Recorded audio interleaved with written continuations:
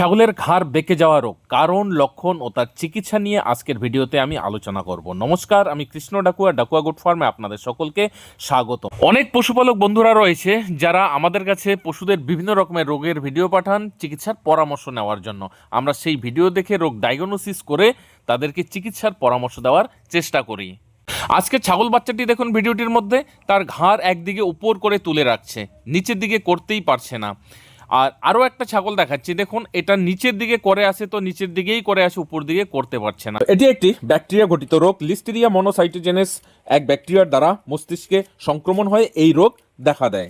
এই রোগের কারণে পশু তার শরীরে ভারসাম্য হারিয়ে ফেলবে, ঘাড় যে কোনো একদিকে করবে, হয়তো উপর দিকে, নয়তো নিচের দিকে, নয়তো বাম দিকে, নয়তো বা ডান দিকে। এই রোগের কারণে শরীরের তাপমাত্রা স্বাভাবিকের থেকে বেড়ে যেতে পারে, খাওয়া দাওয়া কম করবে এবং মাঝে মধ্যে তার মাংসপেশিতে কাঁপুনি দেখা যায়।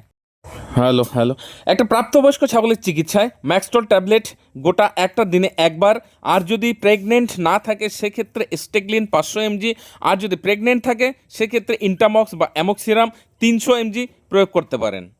এছাড়াও তাকে দিতে হবে নিউরোকাইন প্লাসভেট বা ম্যাকোভেট এক্সেল, তাকে 20 থেকে 25 ml দিনে এক টাইম, ইন্টারভিটা NH 5 ml দিনে এক টাইম, এছাড়াও ভিটামিন ই এবং সেলেনিয়াম 5 ml করে দিতে পারেন।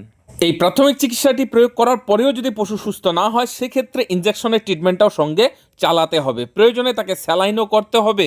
তো বন্ধুরা, কেমন লাগলো আমার আজকের এই ভিডিওটি অবশ্যই কমেন্ট বক্সে কমেন্ট করে জানাবেন। যদি আরও কোনো বিষয়ের উপর ভিডিও দেখতে চান সেটা কমেন্টে লিখবেন, আমি অবশ্যই চেষ্টা করব এইভাবে ভিডিও আকারে আপনাদের কমেন্টের উত্তর দেওয়ার জন্য।